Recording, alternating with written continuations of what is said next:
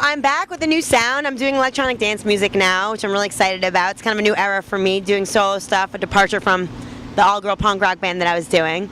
And as far as the stage goes, we did it back in the day. This is Warped Tour's 20th anniversary, so we thought, what better way to not only celebrate their anniversary, but to help bring an opportunity and provide a platform for all these new female-fronted bands and female artists. So we teamed up with Conquer Entertainment, who is presenting the stage, and we got to do a talent search to find all these great new female bands, and we were just so happy with the response. So it's really cool. All these bands are very thankful, and they know that they wouldn't be able to be playing this tour if we didn't have the stage. So it's an awesome feeling to know that we're affecting everyone like that. Yeah, I mean, there's so many thousands of bands that apply to get on the Warped Tour and don't get through. I mean, it's so competitive. You have to have a draw. You have to have so much going for you. To be able to come up and, what do you got, 10 bands a day, 8 bands? How many? We have 7 bands a day. 7 bands a day.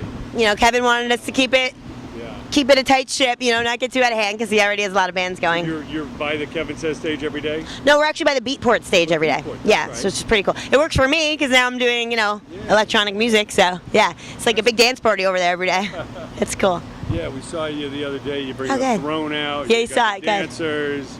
Tell us about conceptualizing. Once you have a song, kind of bring it to stage. Absolutely. Well, so for my show, I wanted to highlight my dance background, because I've been a dancer since I was 3, and I've done musical theater, and so I wanted the whole production with dancers and props and costumes and stage sets. So I think that we really were able to put our heads together, me and my team, my choreographer and my dancers, and come up with this very cool concept.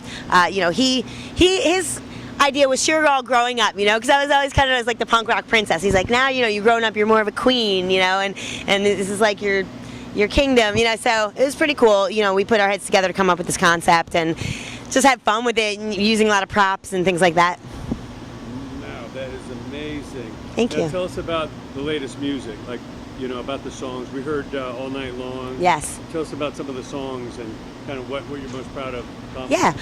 Well, I worked with Tomas Costanza of Killingsworth Recordings, and we just wanted really high energy, upbeat, fun songs that, were easy to sing along to, making people want to dance, and, kind of brainlessly brilliant, not overthink it too much, just something real catchy, So I think that we really achieved that. My first single is called You Ain't Heard That, and it's about, as an artist, you put yourself out there, people like to talk shit, So it's really about, people are going to say what they want to say, and it's just addressing the rumors, you ain't heard that.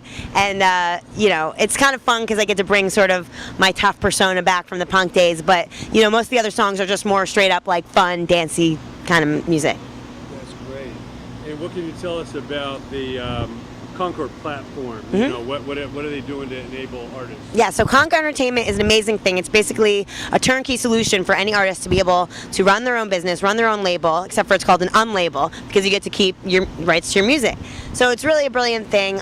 My favorite part of the platform is they have lifestyle marketing. So an artist can promote, no one's buying music these days. It's so hard for an artist to make money. But an artist can promote what they're wearing. Check out this jacket I'm wearing, or check out this gear that I just brought to record my demos. And they can link to the site where it's sold. They have thousands of partner stores. And then if any of the fans buy anything that they post, they get a percentage. So it's a very cool way of, an emerging artist, a small artist, to be able to almost get an endorsement, from these brands where, you don't have to be at that level where, you are Madonna to be able to, get Gibson to sponsor you. You can actually just be an indie artist saying, here's what I do, here's what I'm rocking, and you know how important it is for artists to connect with their fan base, and 10% of the fans make up 90% of the income or whatever it is. So to really connect with that core audience, and as a fan, you don't just want to listen to your favorite artist's music. You want to wear what they're wearing, use the products they use.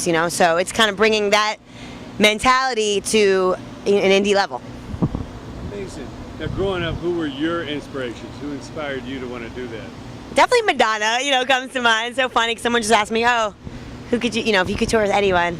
I just saw her at Madison Square Garden. We had a moment, she looked into my eyes. She sang like a prayer. It was like, she got my soul. So she was a big influence of mine. But growing up, I listened to a lot of different kinds of music. I listened to hip hop. I listened to punk rock. And I loved Sublime. You know what I mean? Like I love all these different. I had a lot of different artists and genres that I got, inspired by. Yeah. So a little pop, little club, a little. Exactly. A little hip hop, a little punk rock. Yeah. That's great.